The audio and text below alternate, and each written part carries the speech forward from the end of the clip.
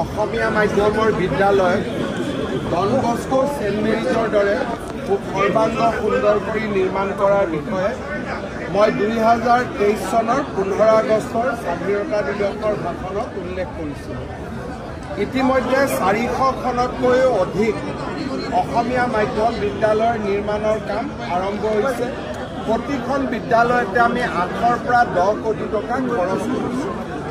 আজি সেই প্ৰথমখন বিদ্যালয় বেজেৰা উচ্চতৰ মাধ্যমিক বিদ্যালয় উদ্বোধন হ'ল।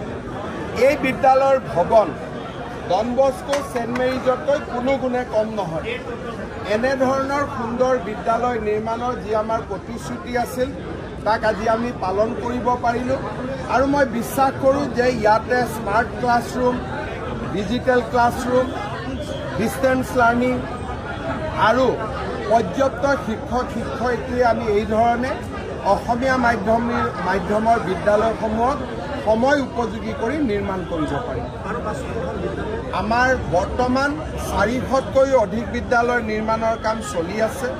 500খন মোৰ ঘোষণা আছিল, কিন্তু এতিয়া আমি 1000খন এনেকুৱা বিদ্যালয় নিৰ্মাণ কৰিব খুজিছোঁ আৰু তাৰ বিষয়েও সিলেকশ্যন প্ৰচেছ আদি চলি আছে। প্ৰতিখন জিলাতে হস্পিটেল মানে মেডিকেল কলেজ এতিয়া চাওক, চাওঁতে এবছৰ 1.5 বছৰৰ ভিতৰত প্ৰতিখন জিলাতে য'ত ব্ৰহ্মপুত্ৰ নদী আছে তাত এখন ব্ৰহ্মপুত্ৰৰ ওপৰত দলং হ'ব, এখন বিশ্ববিদ্যালয়, এখন মেডিকেল কলেজ, ইঞ্জিনিয়াৰিং কলেজ। আমাৰ অসমখন আমি যিমান আশা কৰিছিলোঁ তাতকৈও তীব্ৰ গতিত আমাৰ ৰাজ্যখন আজি আগুৱাই গৈছে। প্ৰাইভেট স্কুলবোৰত তথাপি কিয় ষ্টুডেণ্ট চব এতিয়া গভৰ্ণমেণ্টে সকলো কৰি দিব পাৰে, টেটত নিযুক্তি দিব পাৰে, স্কুল বনাই দিব পাৰে, কিন্তু কিছু অভিভাৱকে নিজৰ ল'ৰা ছোৱালীক ইংৰাজী মাধ্যমত পঠাব খোজে। এতিয়া মই তেওঁলোককতো বাধা দিব নোৱাৰোঁ, এতিয়া এটা ব্যক্তিগত পচন্দৰ কথা, কিন্তু কোনেও এইটো ক'ব নোৱাৰে যে অসমীয়া মাধ্যমৰ স্কুলখন বেয়া কাৰণে মই ইংৰাজী স্কুলত আহিছোঁ। তেওঁ নিজে এতিয়া ক'ব লাগিব যে নহয়, মই ল'ৰাটোক ইংৰাজী মিডিয়ামত পঢ়াম বুলিহে মই এই স্কুলত দিছোঁ। এতিয়া আমাক অন্ততঃ দোষ দিব নোৱাৰিব। শিক্ষকৰ নাটনি নাই, কিন্তু ঘটনাটো হ'ল যে আমাৰ একোখন 1 কিলোমিটাৰ ভিতৰত এখন LP স্কুল হ'ব লাগে, 5 কিলোমিটাৰত এখন হাইস্কুল হ'ব লাগে। এতিয়া আপোনালোকে চাওক, যদি দুমনি চকীৰ পৰা বাইহাটা চাৰিআলি হিচাপ কৰে 5 কিলোমিটাৰত এখন স্কুল হ'ব লাগে, ইয়াত কিমানখন স্কুল আছে? গতিকে অসমত স্কুলৰ সংখ্যাটো নেশ্যনেল এডুকেশ্যন পলিচিয়ে সিদ্ধান্ত লোৱাতকৈ বহুত বেছি।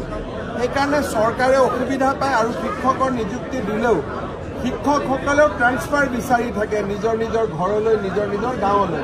সেইকাৰণে কাগজত নাটনি নাই, কিন্তু প্ৰেক্টিকেলি নাটনি হৈ পৰে।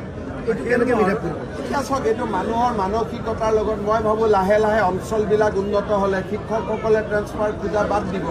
এতিয়া আপুনি যদি মই বেজেৰাতে 2জন শিক্ষকক নিওঁ, এবছৰ পিছতে মোক লগ পালে চাহ তামোল খালে লাহেকৈ গুৱাহাটীত যাব লাগে বুলি আবেদন এখন দি দিব। গতিকে এই মানসিকতাটো লাহে লাহে দলং তলং হ'লে পৰিৱৰ্তন হ'ব। খেল মহাৰণ হ'ল, সাংস্কৃতিক মহাৰণ হ'ল, কিন্তু বিজ্ঞানৰ বিকাশৰ বাবে আমাৰ বিজ্ঞান অলিম্পিয়াড, মেথছ অলিম্পিয়াড এইবিলাকতো চলি আছে।